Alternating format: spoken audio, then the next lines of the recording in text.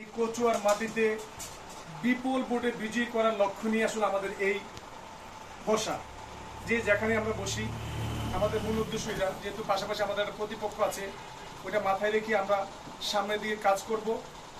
একটা জিনিস আমাদের মনে রাখতে হবে, আমাদের শত্রু আওয়ামী লীগ। আওয়ামী লীগ কখনো বন্ধু হতে পারে না। বিগত 17 বছর বিভিন্নভাবেই আমাদেরকে উপরে স্টিম রোলার চালাইছে যেভাবে পারছে। হত্যা, গুম, ধর্ষণ, দুর্নীতি কোনো সেক্টরে ওরা পিছিয়ে নেই, সর্বশীর্ষে ওরা আছে। আজকে বাংলাদেশটারে একেবারে একটা দরিদ্র রাষ্ট্রে রূপান্তরিত করে ওরা যার মতো পালিয়ে গেছে। বিদেশে হাজার হাজার কোটি টাকা পাচার করছে, বাংলাদেশের রিজার্ভ একেবারে শূন্যের কোঠায়। বিগত দিনে আমরা কথা বলতে পারি নাই, এই বাইসারার সন্তান হয়েও আমরা আসলে মুখে তালা দিয়ে চলতে হয়েছে। ওই যে সাহিদ বলছিল যে আমরা এলাকাতে যখন আসতাম তখন চুপচাপ থাকতাম, কোন দিক দিয়ে আসতাম কোন দিকে পাওয়া যাইতাম আসলে আমরা ওই চিন্তা করতাম। একটা আতঙ্ক সবসময় কাজ করতো, কারণ ওদের কোনো চরিত্র নাই। আমরা মনে আছে বাইসারা বাজারে পোস্টার লাগাইতে পারি না আমাদের। মিজান সরকার বাইসারা বাজারের পোস্টারটি আমাদের ফিরাই দিছে। পোস্টার লাগাইতেছে আমার স্বাস্থ্য ভাই শরীফ মার খাইছে, পোস্টার লাগাইতেছে কবির ভাতিজা জাহাঙ্গীর মার খাইছে, পোস্টার লাগাইতে দেয় নাই। এখন আজকে ওরা আমাদেরকে জানতে চায় কেন নাম মুছা হয়েছে। ওদেরকে তীব্র ভাষায় প্রতিবাদ করতে হবে সবাই মিলে। এই বাংলার জমিনে যেখানে ওরা দাবি করে শেখ মুজিব হচ্ছে জাতির পিতা, এটা আমরা ঘৃণা করে প্রত্যাখ্যান করি। শেখ মুজিব জাতির পিতা কেন? আমাদের জাতির পিতা হযরত ইব্রাহিম আলাইহিস সালাম।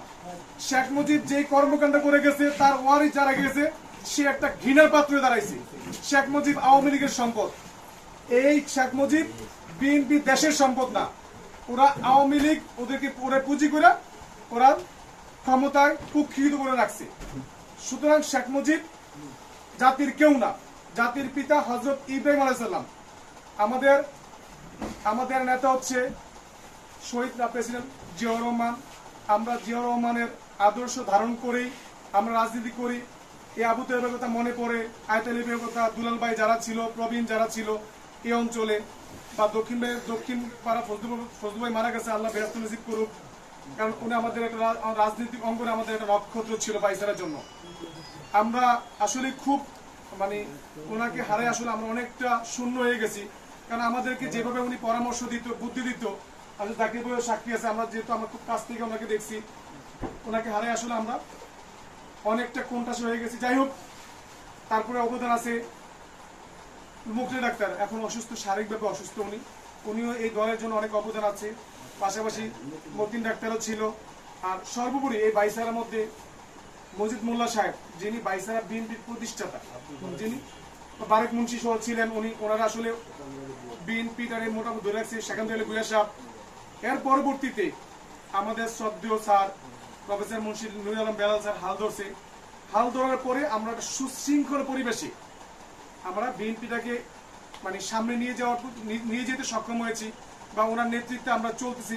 বিগত দিনেও চলে আসছি, আপনি তো জানেন আবু তাহের ভাই, এখনো আছি, ইনশাল্লাহ ভবিষ্যতে থাকবো আমরা। উনি আমাদের নেতা, সবার নেতা, সর্বোপরি বাইসারা বিএনপির নেতা। ওনার নেতৃত্বের ব্যাপারে কারো কোনো দ্বিমত নাই। আবার বিষয়টা ক্লিয়ার করি, আমরা ওনার নেতৃত্বে মেনেই এবং সামনের দিনগুলোতে চলবো। যেহেতু আমাদের একটা সুসময় আসতেছে, বিগত দিন আমরা দুঃসময় ছিলাম, যেখানে কথা বলার বাক স্বাধীনতা ছিল না। এখন তো আমরা এই যে আজকে ভালো লাগছে যখন এলাকা দিয়ে বাজারটা ঘুরে আসছি। আমরা কি পারতাম বাজারে ঘুরে আসতে? ওরা দিত না, আওয়ামী লীগ দিত না। এই জন্য বলি, আওয়ামী লীগের কোন কর্মকাণ্ড, হাসান চলে গেছে, আওয়ামী লীগের কোন কর্মকাণ্ড এই বাইসারাতে আপদ হতে দেওয়া যাবে না। ওদের জন্য কোনো মায়া কান্না নাই। ওরা বিগত দিনে বিভিন্নভাবে আমাদের প্রথমত বাক স্বাধীনতা আমাদের কিনে নিছে। আমরা ফেসবুক স্টোরিতে আমাদেরকে বিভিন্নভাবে হুমকি ধমকি দিছে। এই 15 আগস্ট ওরা পালন করছে, যেখানে সারা বাংলাদেশে আমরা এর জন্য লজ্জিত হয়েছি। 15 আগস্ট সারা বাংলাদেশে কোথাও পালন করতে পারে নাই। ওরা আমাদেরকে পালন করে আমাদেরকে বৃদ্ধাঙ্গুলি দেখাইছে, ওরা আমাদেরকে ছোট করছে, জায়গায় জায়গায় আমরা অপমানিত হয়েছি। সুতরাং তাদেরকে কোনোভাবে আর বরদাস্ত করা হবে না। যদি আওয়ামী লীগ কখন ক্ষমতা আছে তখন করবে, এর আগে ওরা কোনো প্রোগ্রাম করতে পারবে না। যদি ওরা যদি প্রোগ্রাম করে, আমরা যেইভাবে পারি সেই ভাষায় ওদের প্রতিবাদ করবো। ওরা যদি আওয়ামী লীগ হয়ে করতে পারে, আওয়ামী লীগের ভাষায় আওয়ামী লীগের প্রতিবাদ করবো, আমরা প্রতিহত করবো। বাংলাদেশের ছাত্রলীগ নিষিদ্ধ, ছাত্রলীগের কোনো প্রোগ্রাম হতে পারে না। সারা বাংলা ছাত্রলীগ নিষিদ্ধ। পর্যায়ক্রমে ছাত্রলীগ একটা সন্ত্রাসী সংগঠন। সেই সংগঠন সারা বাংলাদেশে একটা বিশৃঙ্খল অস্থিতিশীল পরিস্থিতি তৈরি করে রাখছে। এই ছাত্র সংগঠনের কোনো প্রোগ্রাম বাইসা মাটিতে হবে না, পর্যন্ত দিবে না, বাইসা মাটিতে আমরা করতে দিব না। এটা যে কোনো ভাবে সবাই সম্মত। এই জন্য আমাদের ঐক্য দরকার। ঐক্য কি? আমরা এহসানুল হক মিলন, ডক্টর এহসানুল হক মিলন, নাজবুন্নাহার বেবি আবার নেতৃত্বে সবাই ঐক্যবদ্ধভাবে আছি, ছিলাম, থাকবো এবং ঐক্যবদ্ধভাবে থেকে আওয়ামী লীগের বিরোধিতা করবো, আওয়ামী লীগের বিরুদ্ধে প্রতিবাদ গড়ে তুলবো। এখন তো আওয়ামী লীগ ক্ষমতায় নাই, আওয়ামী লীগ ক্ষমতা আসার কোনো চান্সই নাই। আগামী 10 বছর পর্যন্ত তাদের অপেক্ষা করতে হবে, আগামী 10 বছর। হ্যাঁ, ওরা যদি আমাদের সাথে অন্যায় না করে আমরা অন্যায় করবো না। ওরা যদি অন্যায়, যারা বিগত দিনে ওরা আমাদের যে কর্মকাণ্ড করছে, যারা হয়তো সরাসরি করে নাই, বিভিন্নভাবে করছে, কারো ব্যক্তিগত ক্ষতি করছে, কারো ব্যক্তিগতভাবে আঘাত করছে, অনেক ক্ষতি করছে, এই ক্ষতির জবাব তারা অবশ্যই পাবে, অবশ্যই পাবে। মিলন ভাই আমাদের নেতা, মিলন ভাই হচ্ছে রয়্যাল বেঙ্গল টাইগার। মিলন ভাইয়ের নেতা হইলে কোনো দুর্বলতা ভিতর কাজ করবে না।